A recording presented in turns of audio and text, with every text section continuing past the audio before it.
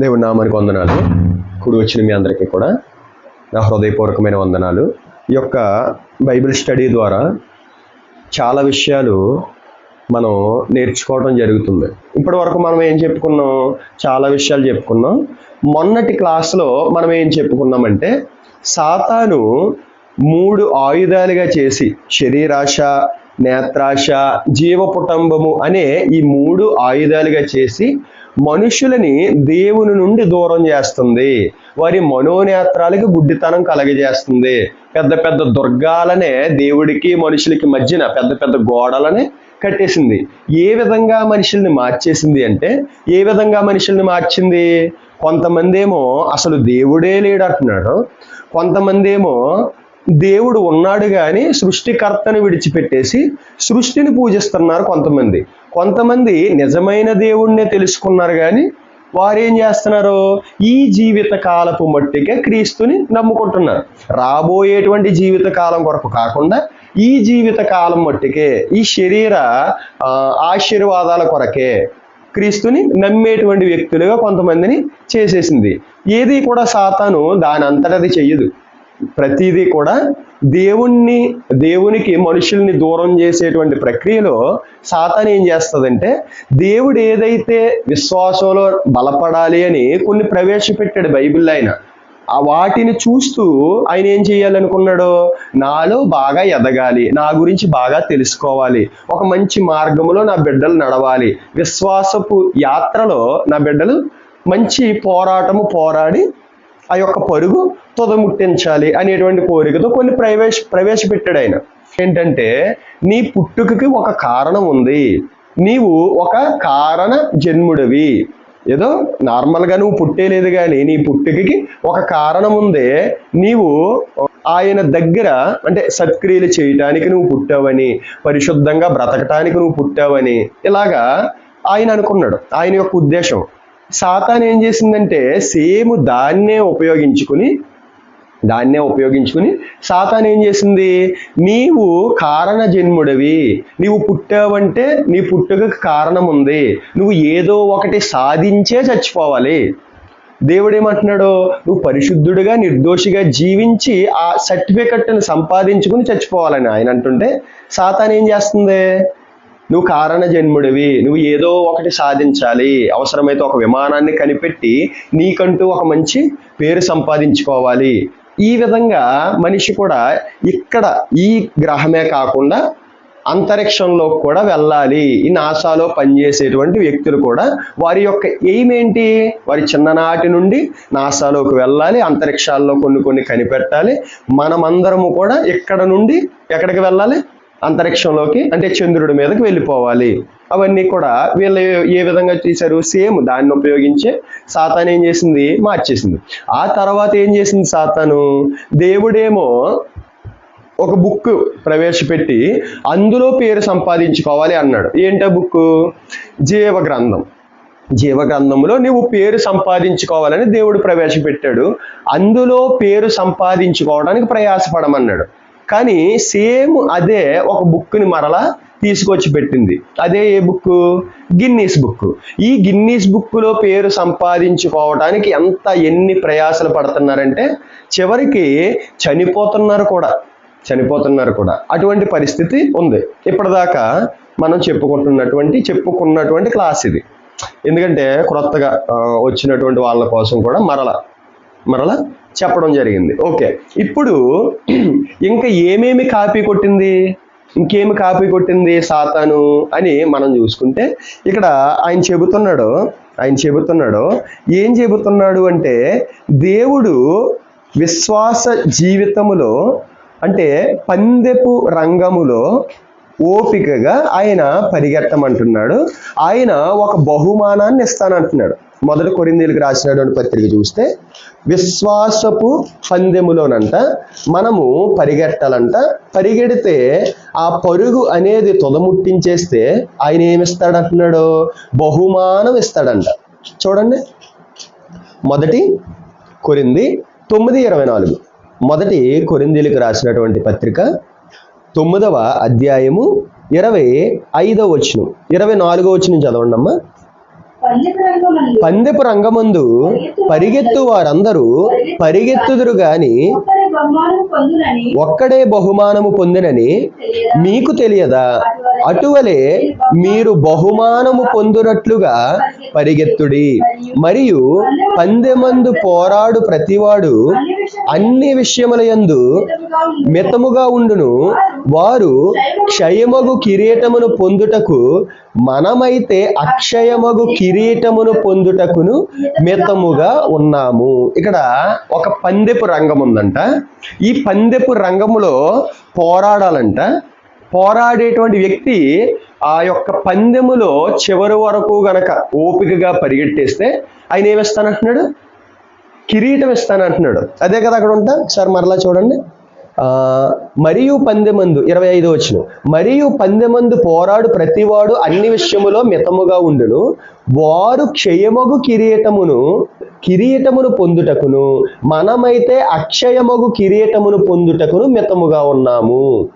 కిరీటాన్ని ఇస్తానంటున్నాడు ఆయన. అంటే ఒక పందెం ఉందంట. ఈ పందెములో మనల్ని పరిగెట్టమంటున్నాడు ఆయన. పరిగెడితే ఈ పందెములో పరిగెట్టువారు బయట కూడా కొన్ని పందాలు ఉంటాయి, బయట కూడా కొన్ని పరుగులు ఉంటాయి, అక్కడ కూడా ఒక కిరీటాన్ని ఇస్తారు. కానీ ఆ కిరీటము క్షయమైపోయేటువంటి కిరీటం. ఇదైతే అక్షయమైనటువంటి కిరీటం. ఈ కిరీటం ఏది? అక్షయమైనటువంటి కిరీటం. అక్షయమైనటువంటి కిరీటం అంటే నాశనము కాని కిరీటం.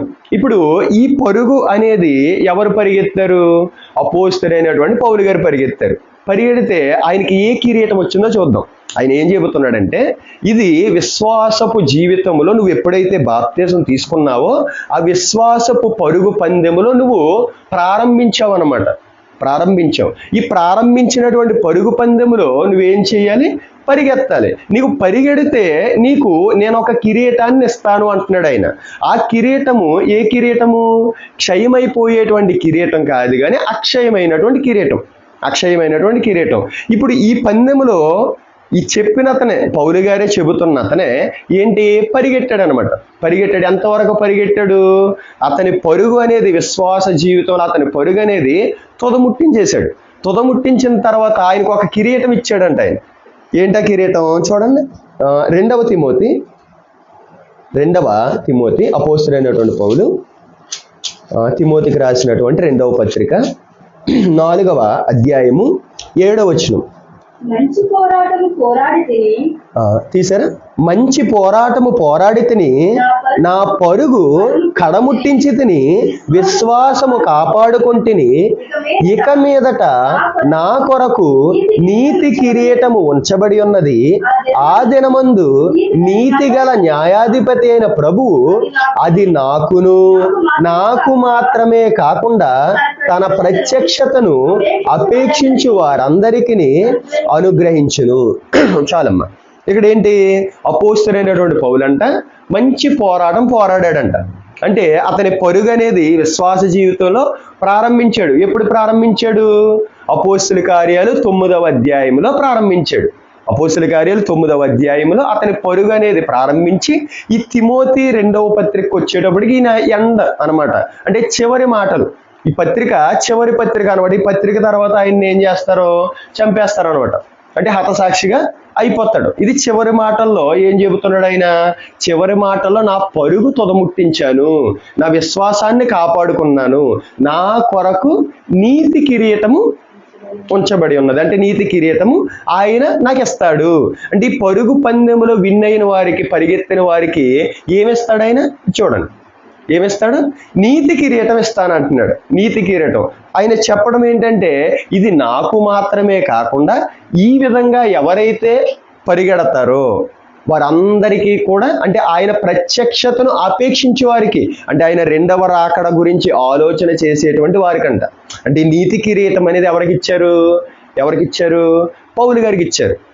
పౌలు గారికి ఈ నీతి కిరీటం ఎందుకు ఇచ్చారు? విశ్వాస జీవితంలో ఆయన పరుగును తుదముట్టించాడు. తుదముట్టించి ఆయన ఎందుకు, ఏ విధంగా తుదముట్టించాడు? ఎదర చూసుకున్నాడు అనమాట. ఎదర చూసుకుని 2వ రాకడలో, అంటే ఆయన రాకడ వస్తూ ఉంది, ఆయన నాకు నీతి కిరీటాన్ని ఇస్తాడు అనేటువంటి ఆలోచన ఎవరికి ఉంది?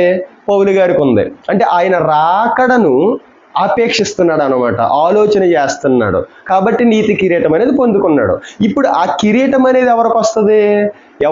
అంటే ఎవరైతే ఆయన రాకడను ఆపేక్షిస్తూ ఉంటారో, కొంతమందికి ఆయన రాకడ భయం వేస్తూ ఉంటుంది. అయ్య బాబో దేవుని రాకడా, అయ్య బాబు చంపేస్తారేమో, చచ్చిపోతామేమో, నరకంలోకి వెళ్ళిపోతామేమో, ఈ టైపు ఆలోచనలు కలుగుతూ ఉంటాయి కొంతమందికి. ఇప్పుడు ఉదాహరణకి ఎగ్జాము పెడితే కొంతమందికి భయంగా ఉంటుంది, కొంతమందికి ఎప్పుడెప్పుడు పెడతారో అనేటువంటి ఆలోచన వచ్చేస్తుంది. ఎప్పుడెప్పుడు పెడతారు అనేటువంటి ఆలోచన కలిగిన వాళ్ళు ఎవరో సిద్ధపడి ఉన్నారనమాట. వాళ్ళ ఎగ్జామ్కి బాగా ప్రిపేర్ అయిపోయి ఉన్నారు, ఎప్పుడు పెడితే అప్పుడు రాసేద్దాం అన్నట్టు ఉన్నారు.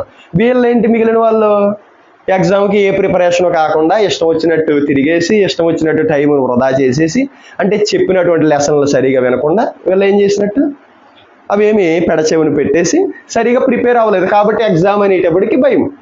ఇప్పుడు దేవుని యొక్క ప్రత్యక్షతను కూడా, ఆయన రాకడను కూడా భయపడుతున్నారు అంటే ఇంకా సిద్ధపాటు కలిగి లేనటువంటి జీవితాలు అనమాట. అర్థమవుతుంది? ఇంకా సిద్ధపడి లేరు కాబట్టే భయపడతారు. అదే సిద్ధపాటు కలిగి ఉండి ఓపికతో పరిగెడుతూ ఉన్నారనుకో, ఏంటి, నా కొరకు నీతి కిరీటం ఉంటుంది, ఆయన రాకడ ఎప్పుడు వచ్చేస్తుంది, నాకు నీతి కిరీటం ఎప్పుడు ఇచ్చేస్తాడు ఆయన, ఈ ఆలోచనలు కలిగి ఉంటారు.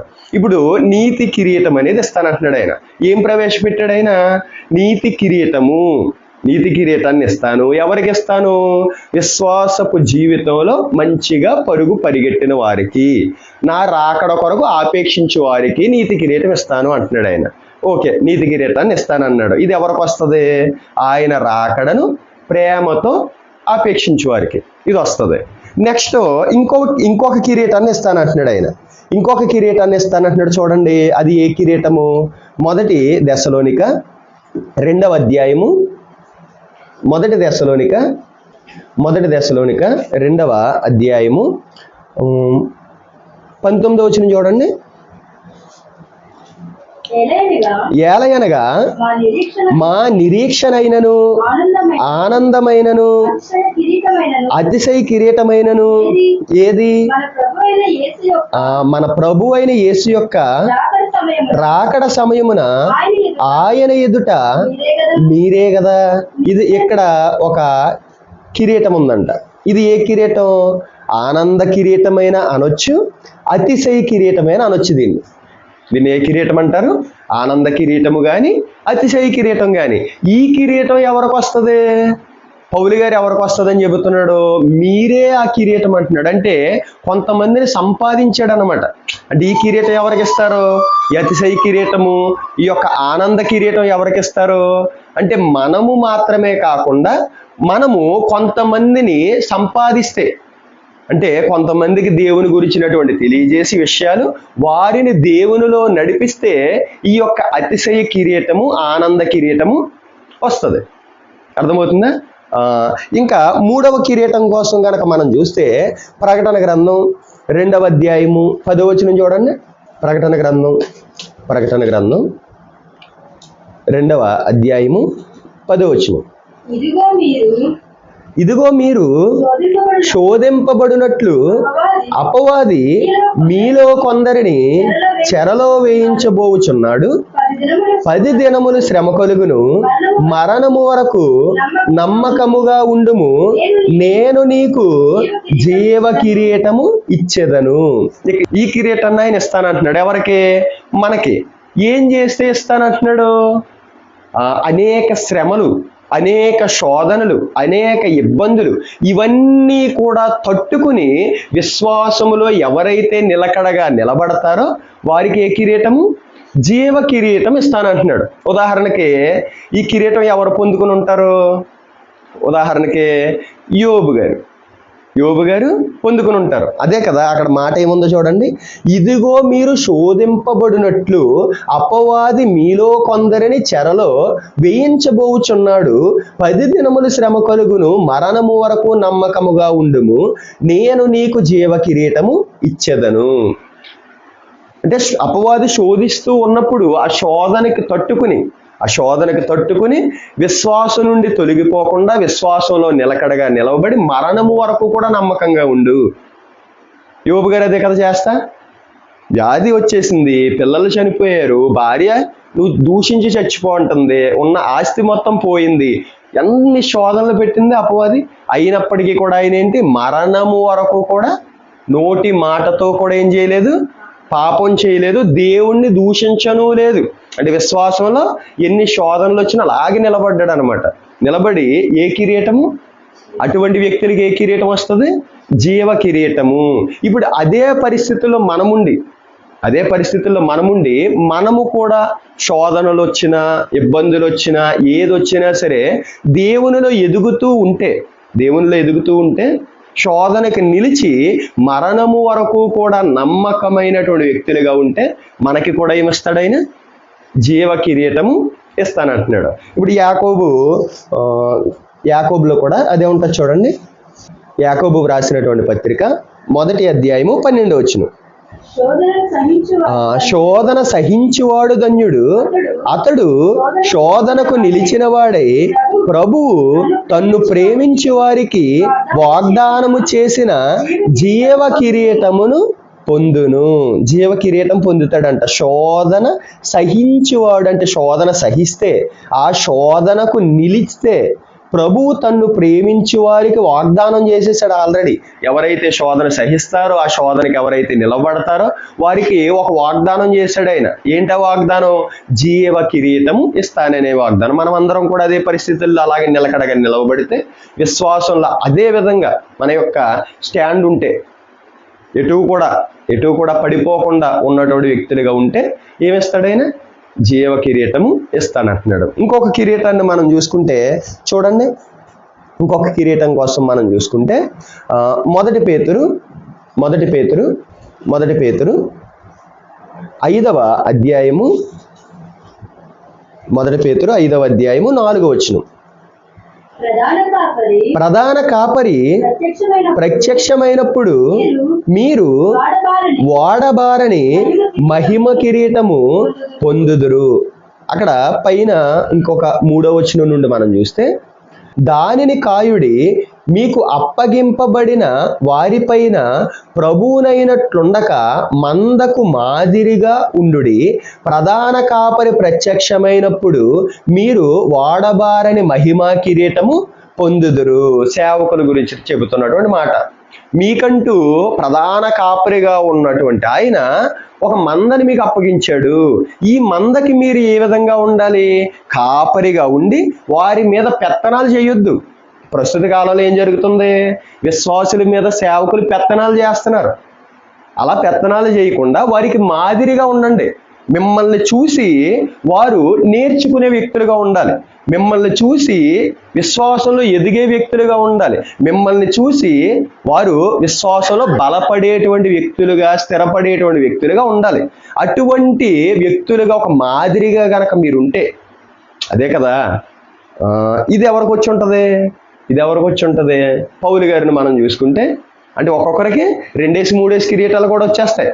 అంటే పరిగెట్టిన పరుగును బట్టి వచ్చేస్తాయి అన్నమాట. కొంతమందికి గేమ్స్లో చూడండి, కొంతమందికి కప్పు వస్తుంది. ఆ తర్వాత బెస్ట్ ఎవరైతే పర్ఫామ్ చేశారో బెస్ట్ ప్లేయర్ అవార్డు, అంటే వాలీబాల్లో బెస్ట్ లిబ్రో అవార్డు అని చెప్పేసి మా అందరికి ఒక కప్పు ఇచ్చారు. మా అందరి కప్పులో కూడా సురేష్ భాగస్వామ్యుడిగా ఉన్నాడు. మా అందరి కప్పులో పైగా 20 గ్రామాలు టోర్నమెంట్ పెడితే 20 గ్రామాల్లో కూడా బెస్ట్ లిబ్రో, అంటే బ్యాక్ ఆడేటువంటి వ్యక్తి అనమాట.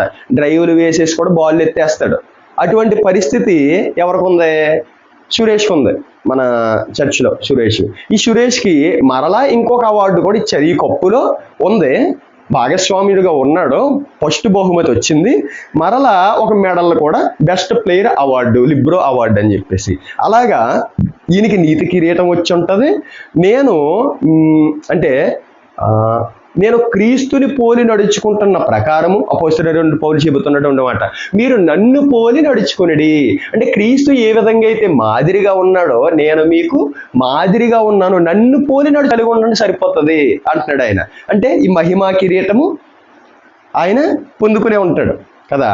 ఇప్పుడు అటువంటి పరిస్థితుల్లో ఒకవేళ దేవుడు మనల్నే కనుక పెడితే, అది చిన్న మందా పెద్ద మందా కాదు, ఇచ్చాడు. చిన్న మందో పెద్ద మందో ఏదో మంద ఇచ్చాడు. దాని యందు నమ్మకంగా ఉంటే ఏ కిరీటం పొందుకుంటాం?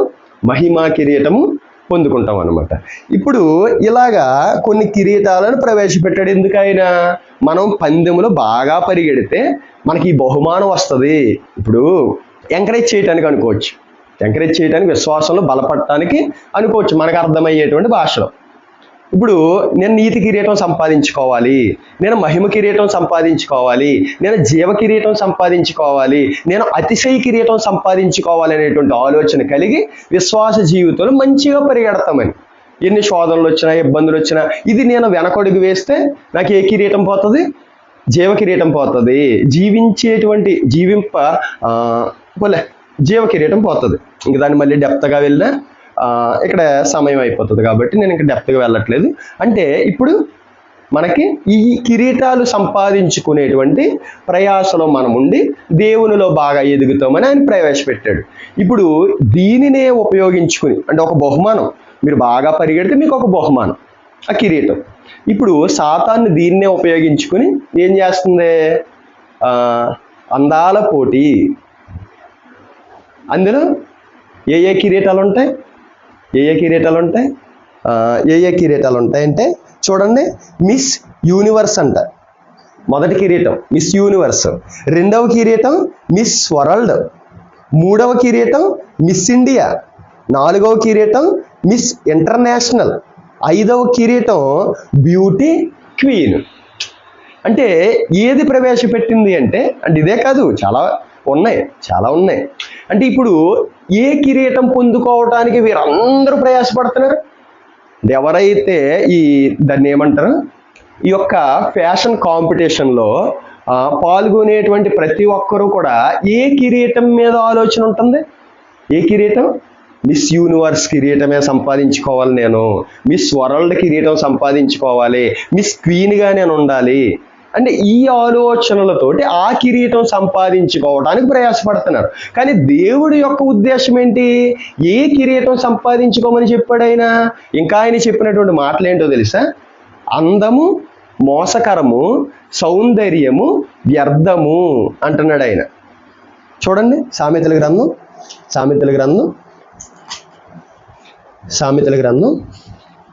31వ అధ్యాయము 30వ వచనం చూడండి. సామెతలు, అందము మోసకరము, సౌందర్యము వ్యర్థము. ఏమంటున్నాడు ఆయన? అందము మోసకరం అంట, సౌందర్యం ఏంటి? వ్యర్థము. ఈ అందం అనేది మోసకరం, సౌందర్యం అనేది వ్యర్థం. ఒకానొక టైంకి ఇలాగే ఉంటాము అనేటువంటి పరిస్థితి లేదు. ఇప్పుడు మొన్న ఒక వీడియో చూశాను నేను. మొన్న ఒక వీడియోలో టైటానిక్ సినిమా అప్పుడు ఆ హీరోయిన్ ఆ హీరో ఎలా ఉన్నారు, ఇప్పుడు వాళ్ళు ఎలాగున్నారు అనేది ముందుకి తర్వాతకి ఫోటోలు పెట్టి చూపించారనమాట. అంటే హీరోయిన్ పేరు పెట్టి ముందు ఆ సినిమాలో ఏ విధంగా ఉంది ఈవిడ, ప్రస్తుతం ఇప్పుడు ఎలా ఉంది, హీరో ముందు ఏ విధంగా ఉన్నాడు, ఇప్పుడు ఏ విధంగా ఉన్నాడు. చూస్తే ఎలా ఉందంటే పరిస్థితి, హీరోయిన్ ఆ టైటానిక్ సినిమాలో హీరోయిన్ అప్పుడు చాలా చక్కగా ఉంది ఆవిడ, కానీ ఇప్పుడు వచ్చేటప్పటికి లైట్గా ముడతలు వచ్చేసి ఆ అందమంతా కూడా ఏమైపోయింది, పోయింది. హీరో చాలా చక్కగా ఉన్నాడు, చాలా చక్కగా మంచి నీట్గా ఉన్నాడు. ఆ తర్వాత ఇప్పుడు ప్రస్తుతం ఎలా ఉన్నాడంటే కొంచెం లైట్గా ముడతలుగా. అంటే అప్పుడు ఉన్నంత సౌందర్యము ఇప్పుడు లేదు. ఇంకొక 10 సంవత్సరాలు పోతే అది కూడా ఉండదు. ఇంకొక 10 సంవత్సరాలు పోతే ఈ చర్మం ఏదైతే ఉందో, ఏదైతే పామో ఇలా వేలాడుతూ కూడా వచ్చేస్తుంది అనమాట. అందుకే ఆయన చెప్పాడు, ఇంకొక మాట చెప్పాడు చూడండి. అసలైనటువంటి అందము ఎక్కడ ఉంటుంది ఆయన చెబుతున్నాడు చూడండి. అసలైన అందం ఎక్కడ ఉంటుంది? సామెతల గ్రంథం 11:22 చూడండి. సామెతలు 11:22. వివేకము లేని సుందర స్త్రీ పందెముక్కనున్న బంగారు కమ్మె వంటిది. అంటే వివేకము లేని సుందర స్త్రీ, అందమైనటువంటి వ్యక్తే, కాకపోతే ఏమీ లేదంట, వివేకము లేదు. అటువంటి స్త్రీ పందెముక్కునున్న బంగారపు కమ్మె వంటిది. అంటే ఏం చెబుతున్నాడు అంటే ఇప్పుడు వివేకము లేనటువంటి ఆలోచన సరిగా లేకుండా, సరైనటువంటి విధానం లేకుండా, ఏం మాట్లాడాలో ఎలా మాట్లాడాలో తెలియకుండా ఏ విధంగా ప్రవర్తించాలో, ఎవరితో ఏ విధంగా ఉండాలో తెలియకుండా ఇంకా అందంగా ఉంది. కానీ ఇదే విధంగా ఉంటే పందె ముక్కునున్న బంగారపు కమ్మితో పోలిస్తున్నాడు ఆయన. ఇప్పుడు పందె ఎలా ఉంటది? దానికి బంగారపు కమ్మి పెట్టినా సరే అందంగా తయారైపోయినట్టు ఉంటుందా? అదే పంది ఏం చేస్తుంది? మరలా బురదలోకి వెళ్ళి దొల్లుతుంది. అంటే దానివల్ల ఏంటి? దీనికి అందం రాదు. బంగారపు కమ్మి పెట్టేసినంత మాత్రాన పందికి అందం వచ్చేస్తుందంటే పందే. అలాగా వివేకము లేని సుందర స్త్రీ, వివేకం లేకుండా కనుక ఎంత తెల్లగా ఉన్నా, ముట్టుకుంటే డాగడిపోయినా సరే అది అటువంటిదే. అంటే ఎంత దేనితో పోలిస్తున్నాడో చూడండి. దేనితో పోలిస్తున్నాడు? పైగా ఆయన చెబుతాడు సమూయేలుకు రాసినటువంటి పత్రికలో, ఆయన పై రూపాన్ని చూడడు. పై రూపాన్ని చూసేటువంటి ఆయన కాదు, హృదయాన్ని చూస్తాడు. అంటే ఇన్ని విషయాలు అందం కోసం ఆయన చెబుతున్నాడు. కానీ అందాల పోటీ తెలుగులో మనం చూసుకుంటే ఇందులో కిరీటం సంపాదించుకోవటానికి ఎన్ని ప్రయాసలు, ఎన్ని పాట్లు పడుతున్నారు. అసలు ఆయన హృదయం, అసలు నిజమైన అందం ఏంటి ఆయన చెబుతాడు. నిజమైన అందం ఏంటి? పైకి కలర్ తెలుపు కనపడితే కాదు, లోపల క్యారెక్టర్ తెల్లగా ఉండాలి.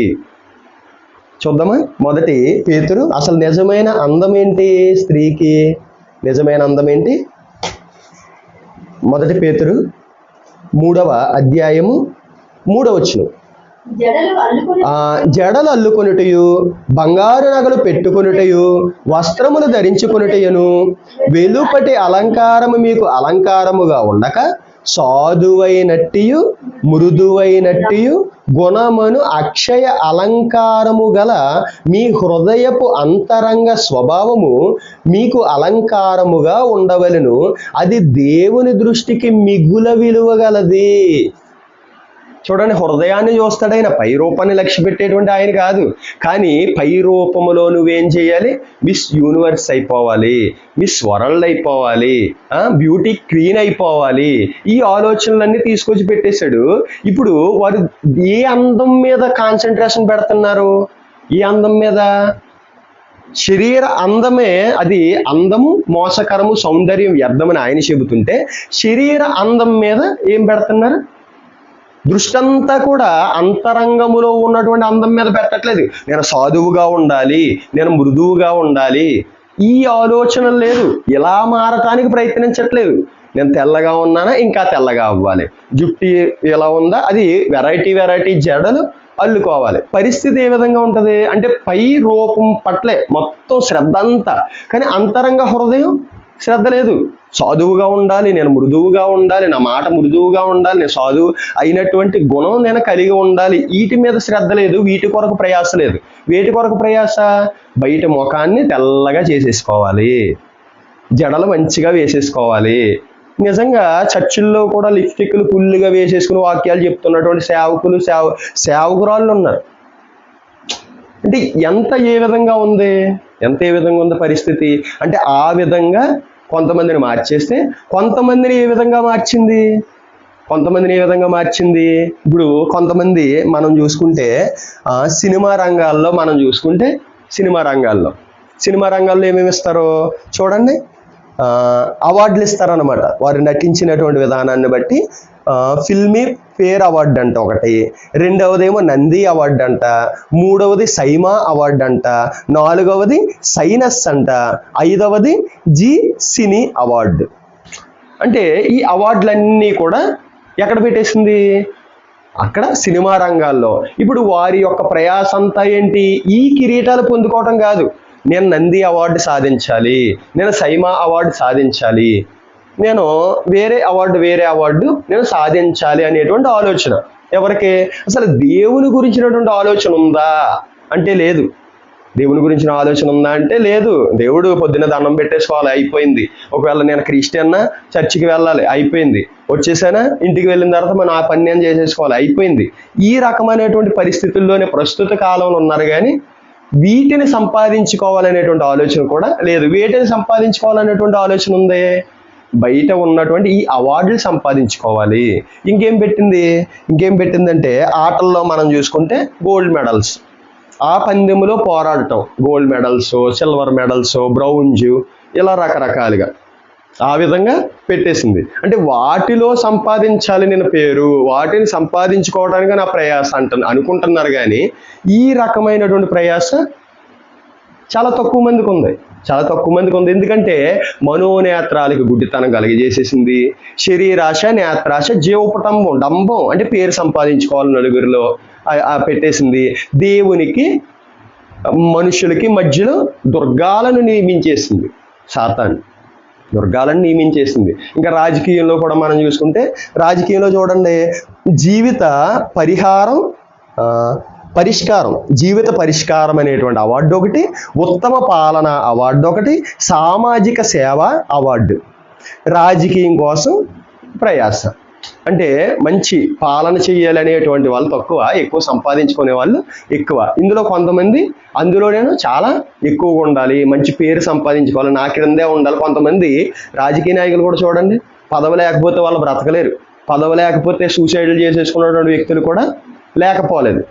పదవులు అంటే ఆ వ్యామోహం, ఆ పదవి యొక్క గర్వం ఏదైతే ఉందో, ఆ అధికారానికి అలవాటు పడిపోయి అది ఒక్కసారిగా పోతే సూసైడ్ కూడా చేసేసుకోవడం, అవసరమైతే వీడి చచ్చిపోవటం, లేదా అవతల వాడిని చంపేయటం. దేని కొరకు? ఇప్పుడు దేని కొరకు ప్రయాసపడుతున్నారంటే, ఇప్పుడు వాడేమో పదవి కొరకు ప్రయాసపడుతుంటే ఇంకొకటి ఏం చేస్తాడు, వాడి దగ్గర పేరు సంపాదించుకోవాలి. ఎవరి దగ్గర? ఒక పదవిలో ఉన్నటువంటి ఒక ఎమ్మెల్యే దగ్గర పేరు సంపాదించుకోవాలి, ఒక ఎంపీ దగ్గర పేరు సంపాదించుకోవాలి. ఇప్పుడు వాడి యొక్క చెప్పులు వీడి భుజాన్న మోయటం అన్నమాట. అంటే మంచిగా పేరు ఒక ఆయన, నాకు చాలా బాధ కలిగింది. ఎలా అంటే, ఆయనకేమో పరిస్థితి బాగోదు, ఇంట్లో పరిస్థితి బాగోదు, రాజకీయంలోకి వెళ్తారు. రాజకీయంలోకి వెళ్ళిన తర్వాత నాకు చాలా బాధ అనిపించింది. ఏంటంటే, ఒకసారి చెరువేటకు వెళ్ళాం మేము.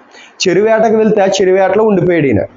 చెరువేటలో ఉండిపోతే ఇక్కడ వీళ్ళ పార్టీ వాళ్ళందరూ కూడా అక్కడ సమ్మె చేశారంట. ఇక్కడ అమలాపురంలో సమ్మె చేస్తే ఆ సమ్మెలో వాళ్ళందరినీ కూడా అరెస్ట్ చేశారనమాట. సమ్మె చేస్తున్నారు వ్యతిరేకంగా, వేరే అధికారపు పార్టీకి వ్యతిరేకంగా సమ్మె చేస్తున్నారని అరెస్ట్ చేశారు. అరెస్ట్ చేసేస్తే అప్పుడు ఈయన ఏం చేస్తున్నాడో తెలుసా? ఈయన ఫీల్ అయిపోతున్నాడు. ఏంటంటే అసలు ఫీల్ అయిపోతున్నారు ఏంటంటే, అనవసరంగా నేను చెరువేటకు వచ్చాను, లేకపోతే ఆ సమ్మెలో ఉంటాను, నన్ను కూడా అరెస్ట్ చేసేస్తారు. ఇప్పుడు అరెస్ట్ అవ్వలేదురా బాబు, దేవుడు నన్ను తప్పించాడు అన్నది లేదు. అరెస్ట్ అయిపోతే నలుగురు దృష్టిలో నేను పడతాను, అక్కడ ఉన్నటువంటి పెద్ద పెద్ద వాళ్ళ దృష్టిలోకి నేను వెళ్తాను. ఇప్పుడు ఆ పోలీస్ స్టేషన్కి నేను ఏం చేయాలి? వెళ్తే నాకు పేరు వస్తుంది, ఆ తర్వాత వాళ్ళ దృష్టిలో నేను పడతాను. అయ్యో, దృష్టిలో పడలేదని ఫీల్ అయిపోయాడు. ఇప్పుడు ఆ పదవిలో అధికారంలో పార్టీ రాలేదు. ఇప్పుడు ఏం చేస్తున్నాడు? ఆ వాయిదాలు సంతకాలు పెడతారు కదా, అంటే నెక్స్ట్ దేంట్లోనూ మొత్తం మీద ఇరుక్కున్నాడు.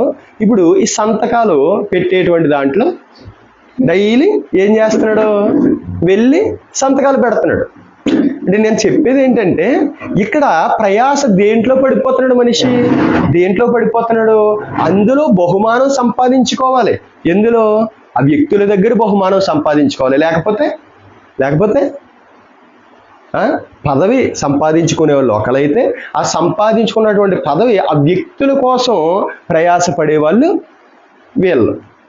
అర్థమవుతుందా? అంటే వేటిని దేవుడు పెడితే, ఇప్పుడు ఆయన ఒక కిరీటాన్ని పెట్టాడు, దాన్ని నువ్వు సంపాదించుకోవాలి. అంటే ఒక పందెములో నువ్వు సరిగా పరిగితే రివర్స్లో ఏం చేస్తుంది? నువ్వు కిరీటం సంపాదించుకోవాలి. ఏ కిరీటం? రాజ కిరీటం సంపాదించుకోవాలి శరీరం ప్రకారంగా. ఆ తర్వాత ఏది? మిస్ యూనివర్స్, ఆ కిరీటం సంపాదించుకోవాలి. లేకపోతే మంచి పదవులో మంచి పరిపాలన చేసేటువంటి వ్యక్తి కింద నువ్వు అవార్డు సంపాదించుకోవాలి, అందులో బహుమానం సంపాదించుకోవాలి. లేకపోతే సంగీతంలో మంచి సింగర్గా నువ్వు ఒక అవార్డు సంపాదించుకోవాలి. లేకపోతే సినిమాల్లో మంచి ఉత్తమ నటుడిగా అవార్డు సంపాదించుకోవాలి. ఉత్తమ కమీడియన్గా అవార్డు సంపాదించుకోవాలి. ఉత్తమ నటుడిగా, ఉత్తమ డైరెక్టర్గా ఏం చేసుకోవాలి? అవార్డు సంపాదించుకోవాలి. ఆ విధంగా నువ్వు ఆ అవార్డు సంపాదించడానికి ప్రయాసపడాలి. అనే విధంగా దేవుడు పెట్టినదే మార్చేసి అనేక మందిని దేవుడి నుండి దూరంగా తీసుకుని వెళ్ళిపోతుంది.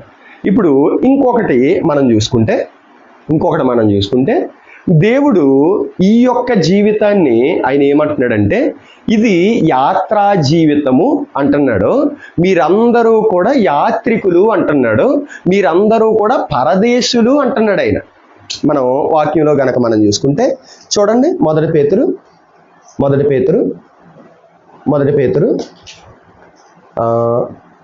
2వ అధ్యాయము 11వ వచనం చూడండి. ప్రియులారా మీరు పరదేశులను యాత్రికులనై ఉన్నారు గనుక పోరాడు శరీరాశలను విసర్జించుడి. అంటే ప్రియులారా మీరు పరదేశులను యాత్రికులనై ఉన్నారు గనుక, అంటే ఈ భూమి మీద మనిషి బ్రతుకుతున్నటువంటి జీవితం ఏమంటున్నాడు ఆయన? ఏమంటున్నాడు? యాత్రికులు మీరు, యాత్రా జీవితం ఇది. మీరు పరదేశులు. ఈ యొక్క దేశము మనకు అర్థం కావాలంటే ఈ లోకము మీది కాదు, మీ లోకం వేరే ఉంది అని ఆయన చెబుతున్నాడు. యాత్రికులు అని చెబుతున్నాడు. ఇప్పుడు మనం నిజంగా యాత్రికులమేనా? ఒకసారి ఆలోచన చేద్దాం. దేవుడు యాత్రికులు అని చెబుతున్నాడు, పరదేశులు అని చెబుతున్నాడు. అవునా కాదా? బైబిల్లో నుండి ఆలోచన చేద్దాం. మనం బైబిల్లో నుండి కనుక ఆలోచన చేస్తే చూడండి, ఆదికాండము 47వ అధ్యాయము 9వ వచనం. ఆదికాండము 47వ అధ్యాయము 9వ వచనం చూడండి.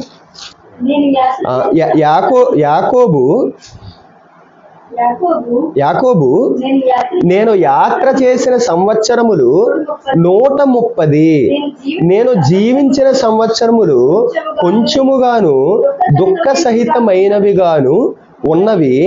అవి నా పితరులు యాత్ర చేసిన దినములలో వారు జీవించిన సంవత్సరములన్నీ కాలేదని ఫరోతో చెప్పి. ఇక్కడ యాకోబు గారు ఏం చెబుతున్నారంటే ఆయన బ్రతికున్నప్పుడు చెబుతున్నారు అన్నమాట. ఆయన ఈ మాట చెప్పేటప్పటికి ఆయన వయసు ఎంత? 130 సంవత్సరాలు.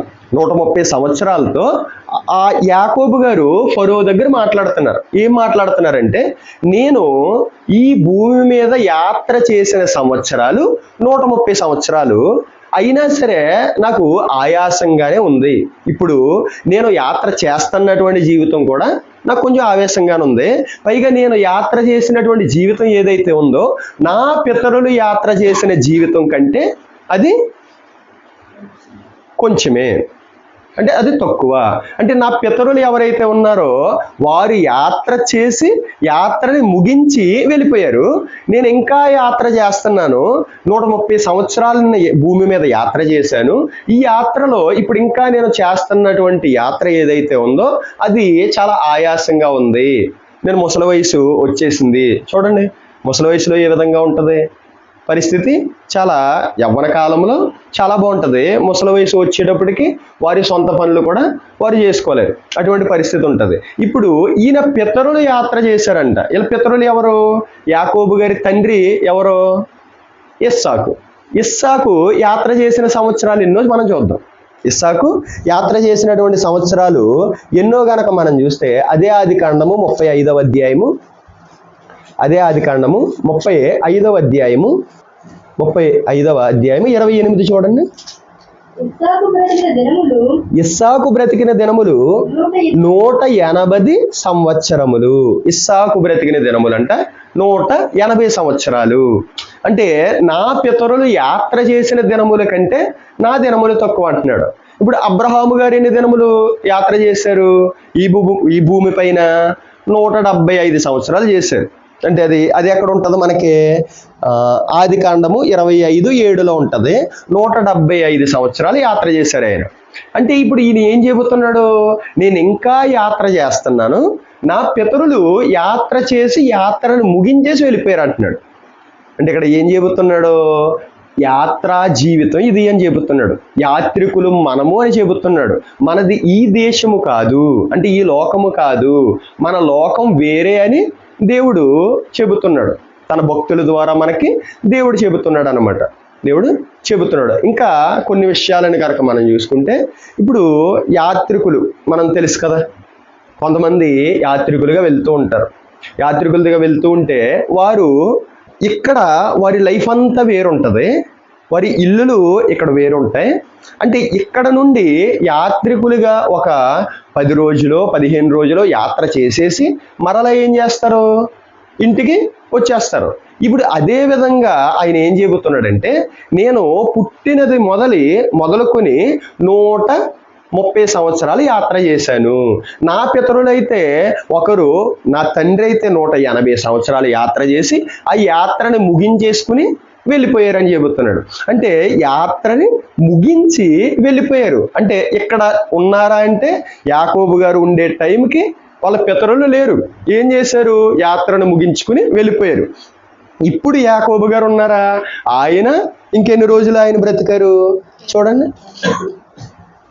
యాకోబు గారు ఇంకెన్ని రోజులు బ్రతికారు ఆయన, 47:28 చూడండి. యాకోబు ఐగుప్తు దేశములో 17 సంవత్సరములు బ్రతికెను. యాకోబు దినములు అనగా అతడు జీవించిన సంవత్సరములు 147. అంటే ఆ మాట చెబుతున్నప్పుడేమో 130, ఇంకొక 17 సంవత్సరాలు యాత్ర చేసి ఆ యాత్రని ఆయన కూడా ముగించుకుని వెళ్ళిపోయారు. ఇంకా మనం కొన్ని రెఫరెన్స్లు కనుక బైబిల్ గ్రంథంలో చూస్తే 119వ కీర్తన 19వ వచనం చూడండి.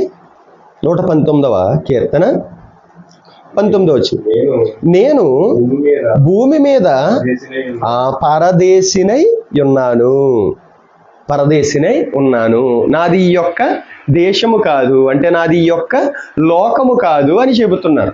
ఇంకా ఏం చెబుతారు, ఆయుష్కాలము కీర్తన గ్రంథం 90వ అధ్యాయంలో ఉంటుంది కదా, నరుని యొక్క ఆయుష్కాలము 70 సంవత్సరములు, అధిక బలమున్న ఎడల 80 సంవత్సరములు, అయినా ఆయాసమే దుఃఖమే అని చెప్పుంటది. అంటే మనం యాత్ర చేయవలసినటువంటి దినములు ఎన్ని ఉన్నాయి ఇంకా మనందరము కూడా. ఇప్పుడు నాది 29 అనుకుంటే ఇంకొక మహా అయితే ఒకవేళ ఒక 50 సంవత్సరాలు చేస్తానేమో, అది దేవుని చిత్తం అయితే. కానీ ఇంకొకటి, అందరూ కూడా ఒకే విధంగా చేయరు. ఇప్పుడు యాకోబు గారేమో ఎన్ని సంవత్సరాలు చేశారు, 147. అబ్రహాం గారు 180 సంవత్సరాలు చేశారు. ఆయన యాత్ర కొంచెం ఎక్కువ. అబ్రహాం ఏమో 175. ఒక్కొక్కరిది ఒక్కొక్క రకం. ఇప్పుడు ఈ యాత్ర మన యాత్ర ఉన్నదంటే ఎప్పుడైనా సరే అది ముగిసిపోవచ్చు. ఎప్పుడైనా సరే ముగిసిపోవచ్చు. కొంతమందిని మనం చూస్తాం, వాళ్ళు ఏంటి, మనకంటే చిన్నవాళ్ళు ఈ యాత్రను ముగించేసి వెళ్ళిపోయిన వాళ్ళు ఉంటారు. ఫ్లెక్స్ల్లో పెద్ద పెద్ద బోర్డులు, వర్ధంతి, పెద్ద బోర్డులు, యవ్వనస్తులకి బైక్ యాక్సిడెంట్లో యాత్రని ముగించుకున్నాడు, లేకపోతే గుండెపోటుతోటి యాత్రని ముగించుకున్నాడు. మొన్న ఒక సేవకుడు కూడా చనిపోయారు, జోసెఫ్ గారు, పొట్టిగా ఉండి ఒక ఆయన ఉంటారు కదా, ఆయన కూడా ఏం చేశారు, ఆయన యాత్రని ఆయన కూడా ముగించుకున్నారు. ఎందుకంటే ఈ భూమి మీద యాత్రికుడిగా వచ్చాడు, ఆయన యాత్ర ముగించేసుకుని ఏమైపోయాడు, వెళ్ళిపోయాడు. ఈ యాత్ర ఎప్పుడైనా ముగియొచ్చు. ఇంకా ఆయన చెబుతాడు యాకోబు గ్రంథంలో చూడండి, యాకోబులో ఆయన చెబుతాడు, యాకోబు 4వ అధ్యాయము 14వ వచనం చూడండి. యాకోబు 4వ అధ్యాయము 14వ వచనం, రేపేమి సంభవించునో నీకు తెలియదు, నీ జీవం ఏ పాటిది, మీరు కొంతసేపు కనపడి అంతలోనే మాయమైపోవు ఆవిరి వంటి వారే. చాలమ్మా.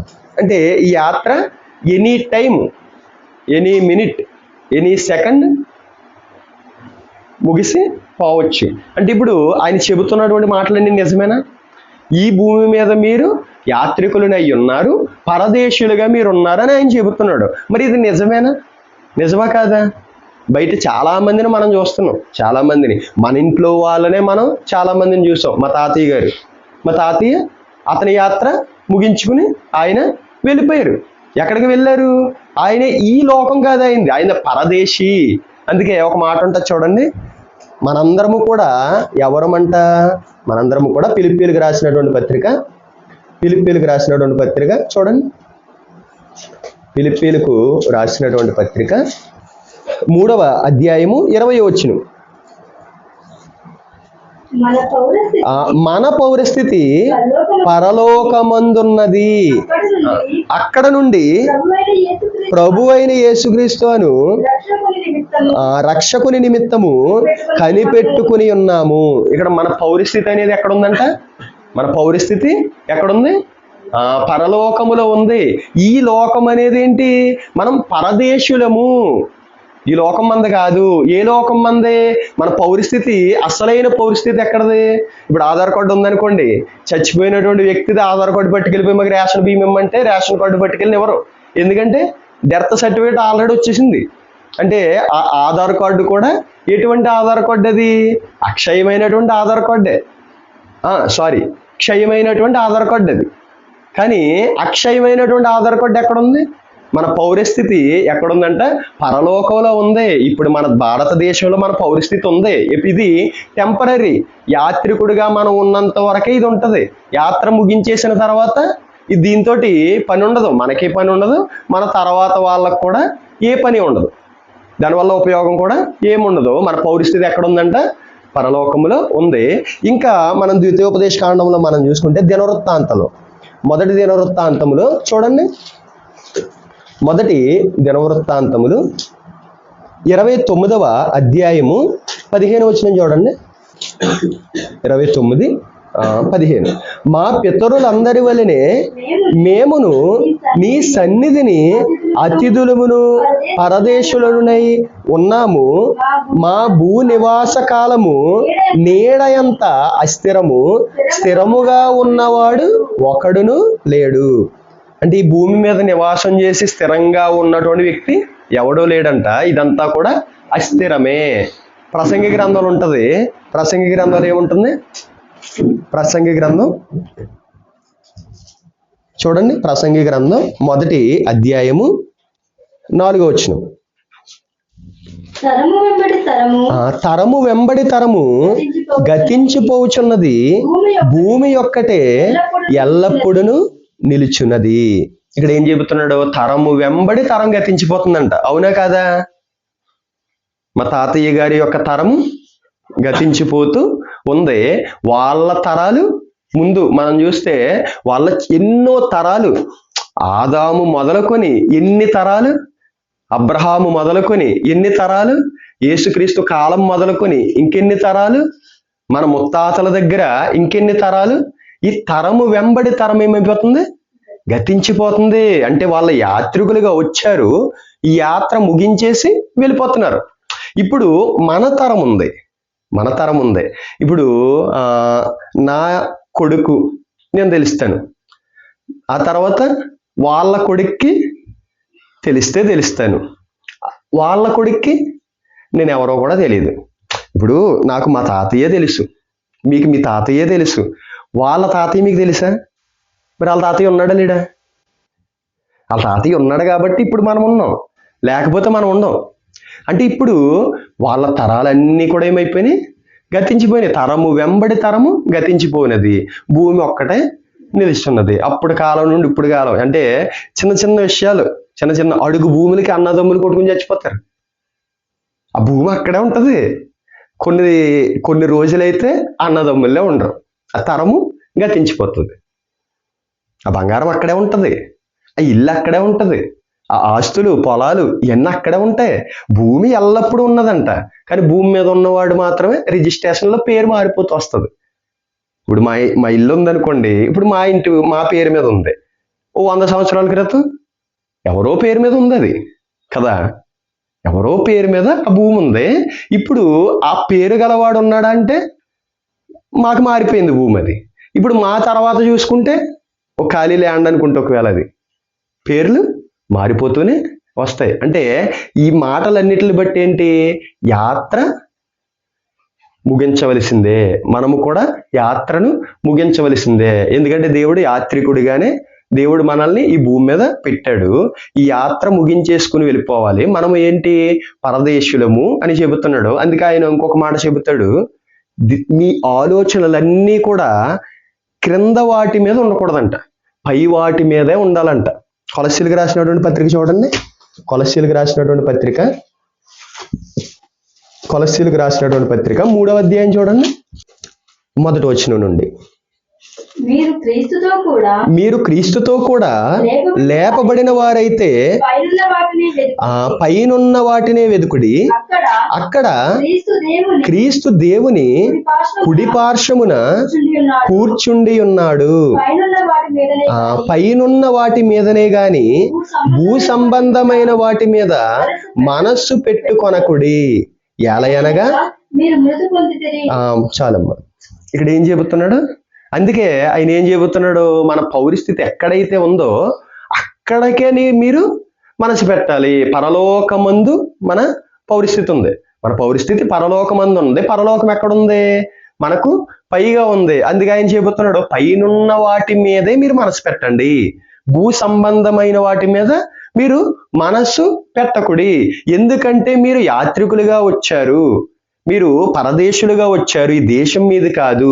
మీరు యాత్ర ముగించేసి ఏ టైంలోనైనా సరే వెళ్ళిపోవాలి. కాబట్టి మీరు ఎప్పుడు కూడా మీ మనస్సు అనేది ఏ విధంగా పెట్టాలి? పైనున్న వాటి మీదే పెట్టాలి. మనం భక్తుల జీవితాలు, అందరి జీవితాలు చూడండి, అందరి జీవితాలు చూడండి. వారు వేటి మీద మనసు పెట్టారు? వేటి మీద మనసు పెట్టారు? పైనున్న వాటి మీద పెట్టారు. నిలువరమైన పట్టణం మనకి ఇక్కడ లేదు అని వారి ఆలోచన. దృశ్యమైనవేమో అనిత్యములు, అదృశ్యమైనవి నిత్యములు. అంటే కంటికి ఏదైతే కనబడుతుందో అది శాశ్వతమైనది కాదు, కంటికి ఏదైతే కనబడట్లేదో అది శాశ్వతమైనది అనేటువంటి ఆలోచన కలిగి ఉన్నారు వాళ్ళు. అపోస్తలుడైన పౌలు గారు కూడా, మేము దానినే నిదానించి చూస్తున్నాం. ఈయన ఏ కిరీటాలు పొందుకోవాలని చూస్తున్నాడు? ఈయనకి చాలా ఉన్నాయి. అపోస్తలుడైనటువంటి పౌలు గారికి ఈ లోకంలో చూసుకుంటే రోమా పౌరసత్వం ఉంది. రోమా పౌరసత్వం అది నార్మల్ వ్యక్తులకి ఎవరు, చాలా డబ్బులు ఎట్టు కొనుక్కోవాలన్నమాట అది. లేదా పుట్టుకతోటి ఏమై ఉండాలి? రోమీయుడిగా ఉండాలి. అంటే ఆ రోమా సైనికుడిగా కానీ వేరే విధంగా వాళ్ళ తండ్రి రోమా పౌరుడిగా మారాడు అనుకోండి, అప్పుడు ఒకవేళ కుమారుడు పుడితే రోమా పౌరసత్వం అనేది వచ్చేస్తుంది. అంటే ఇప్పుడు మనకు అమెరికా గ్రీన్ కార్డు ఉంటుంది కదా, అంటే అక్కడ ఎవరైనా పుడితే అమెరికా గ్రీన్ కార్డు అనేది వచ్చేస్తుంది. ఆ విధంగా రోమా పౌరసత్వం ఉంది దీనికి. ఆ తర్వాత 4 డిగ్రీలు ఉన్నాయి. ఆ తర్వాత చూసుకుంటే పరిచయుడిగా ఉన్నాడు. ఇంకా చాలా గొప్ప గొప్ప పదవులు కలిగినటువంటి వ్యక్తిగా ఉన్నాడు. కానీ ఈయన ఏమంటాడు తెలుసా? సమస్తాన్ని కూడా పెంటగా ఎంచుకున్నానంటాడు. పెంటగా ఎంచుకున్నాడు. అక్కడ ఆ పొజిషన్లో చాలా చాలా పెద్ద పొజిషన్, అది చాలా పెద్ద పొజిషను. స్టెఫన్ని రాళ్ళెట్టు కొట్టేస్తా ఉంటే అతడు ఏ విధంగా ఉన్నాడంటే సాక్షిగా ఉన్నాడంట. అంటే ఒక అధికారి వస్తే అతని కళ్ళెదురుగుండగానే మేము కొట్టాము, అలా కళ్ళెదురుగుండగానే చంపామని ఒక సాక్షిగా ఉన్నాడంటే పెద్ద హోదాలో ఉన్నాడు ఆయన. ఒకానొక టైంలో మనం చూసుకుంటే, ఒకానొక టైంలో ఈయన అరెస్ట్ చేసేస్తారు. అరెస్ట్ చేసేసి కొట్టేస్తే అప్పుడు ఆయన ఒక మాట అంటాడు అనమాట. ఏంట మాట అంటే, రోమా పౌరసత్వం కలిగినటువంటి వ్యక్తిని ఏ విచారణ చేయకుండా అసలు ఎలా కొట్టారు మీరు? ఎందుకు కొట్టారంటే అక్కడ ఉన్నటువంటి సైన్యాధిపతులు సహితం గడగడ గడగడ ఉలికిపోతారు. ఆ సందర్భాలన్నీ కూడా అపోస్తలుల కార్యాల్లో ఉంటాయి, చాలా సందర్భాలు ఉంటాయి. అంటే సినిమాల్లో ఒక్కొక్క పరిస్థితికి గూజ్ బంప్స్ వస్తాయి చూసారా? అపోస్తలుల కార్యాలు చదువుతూ ఉన్నప్పుడు ఆ విధంగా వచ్చేవన్నమాట నాకు. ఆ పరిస్థితుల్లో చదువుతూ ఉంటే ఏ విచారణ చేయకుండా నన్ను ఎందుకు కొడుతున్నారంటే, అంటే రోమా పౌరుడిని నేను అనేటప్పటికి గడగడ గడగడ కొనుక్కుపోతారు వాళ్ళు. అంటే అంతటి పవర్ అనమాట ఆ పౌరసత్వానికి. కానీ ఆ పౌరసత్వాన్ని చూడలేదు. అది కంటికి కనిపించే పౌరసత్వం, కానీ కంటికి కనబడని పరలోకములో నా అసలైన పౌరసత్వం ఉందనుకున్నాడు ఆయన. కంటికి కనిపించేటువంటి ఈ యొక్క పదవులు కాదు, కంటికి కనిపించే చదువులు కాదు, కంటికి కనిపించే అధికారాలు కాదు, కనబడని వైపు నేను చూస్తానన్నాడు ఆయన. అంటే ఇవన్నీ కూడా అనిత్యాలు. ఏదైతే దృశ్యంగా ఉంటుందో అది అదృశ్యం. ఒకానొక టైంకి అది ఉండదు. ఏదైతే అదృశ్యంగా ఉంటుందో, పరలోకం అదృశ్యంగా ఉంది, మహిమ కిరీటాలు అదృశ్యంగా ఉన్నాయి, కిరీటం జీవ గ్రంథములో పేర్లు అదృశ్యంగా ఉన్నాయి. కానీ ఇవి ఏంటని చెబుతున్నాడు ఆయన? ఇవి నిత్యములు, వీటిని సంపాదించుటలో ప్రయాసపడ్డాడు ఆయన. ఇప్పుడు మహిమా కిరీటం ఎవరికి వస్తుంది? మహిమా కిరీటం రావాలి అంటే అనేక మందిని సంపాదించాలి. ఇప్పుడు ఆ యొక్క పత్రికలో కూడా ఏమి చెబుతున్నాడు? మా అతిశయ కిరీటం మీరే. దేవుని యొక్క రాకడలో మా యొక్క గుర్తింపు ఎవరు? మా యొక్క సంపద ఎవరు? మీరే. ఎవరు? సంపాదించినటువంటి ఆ సంఘం. ఆయన అతిశయ కిరీటం అంటున్నాడు, ఆయన నీతి కిరీటం అంటున్నాడు, ఆ పరుగు తొదముట్టించాను అంటున్నాడు. ఇవన్నీ ఎందుకు? భక్తుల జీవితంలో మనకు తెలుస్తాయి. ఎందుకంటే నేను యాత్రికుడని పేతురు గారు చెబుతున్నారు ఆ మాట. పేతురు గారి ద్వారా దేవుడు చెప్పిస్తున్నాడు. ఏమంటున్నాడు? నేను ఈ భూమి మీద యాత్రికుడను, పరదేశినై ఉంటిని. ఇప్పుడు యాత్ర ముగించేసుకున్నారా? పేతురు గారి యాత్ర ముగించేసుకున్నారు, అబ్రహాం గారి యాత్ర ముగించేసుకున్నారు, యేసుక్రీస్తు ప్రభుల వారి యాత్ర ముగించేసుకున్నారు, వచ్చిన పని తొదముట్టించి వెళ్ళిపోయారు, పౌలు గారి యాత్ర ముగించేసుకున్నారు. మనందరము కూడా ఒక యాత్రని ముగించుకోవాలి. యాత్రను ముగించుకుని ఏం చేయాలి? ఈ యొక్క విశ్వాసపు పరుగు అనేది చక్కగా పరిగెట్టి ఈ విశ్వాసంలో తొదముట్టించేసి నీతి కిరీటాలు పొందేసుకోవాలి, మహిమ కిరీటాలు పొందేసుకోవాలి, జీవ కిరీటాలు పొందేసుకోవాలి. అవి పొందేసుకోవడానికి ప్రయాసపడిపోవాలి. ఇది దేవుని యొక్క ఉద్దేశం. ఇప్పుడు దీన్నే ఉపయోగించుకుని సాతాను ఏం చేసింది? ఆయనేమో ఈ భూమి మీద మీరు చేసేది యాత్ర అంటే కాదు. ఏది యాత్రో తెలుసా? ఈ భూమి మీద చేసేది ఇది యాత్ర కాదు. అంటే ఈ భూమి మీద మీరు చేసేది యాత్ర కాదు. ఈ భూమి మీద కొన్ని రోజులు మీరు వెళ్తారు, చూసావా? ఒక బస్సు కట్టించుకుని వెళ్తారు కదా, అది యాత్ర. ఆ యాత్ర అది ఒరిజినల్ కాదు. ఆ యాత్రలో మీరు అక్కడక్కడ ఇల్లు కట్టుకోవటం, ఆ యాత్రలో అక్కడక్కడ పెళ్ళిళ్ళు చేసేసుకోవటం, అది కాదు. మీకు సపరేట్గా వేరు ఉంది. మీరు మరలా ఆ యాత్ర ముగించేసుకుని వచ్చేవాళ్ళని చెప్పేసి ఆ విధంగా పెట్టేసింది. దేవుడేమో ఈ భూమి మీద మీరు యాత్రికులు అంటున్నారు, ఈ భూమి మీద మీరు పరదేశులు అంటున్నాడు. కానీ యాత్రనే మార్చేసింది. అంటే మనిషికి అర్థం కాకుండా ఈ భూమి మీద నువ్వు చేసేది యాత్ర కాదు. అసలైన యాత్ర అంటే ఏంటి? ఒక బస్సు కట్టించుకుని ఒక 20 మందో 30 మందో సరదాగా వెళ్ళి ప్రతి ఊరిని ప్రతి గుడిని దర్శించి వస్తే అది యాత్ర.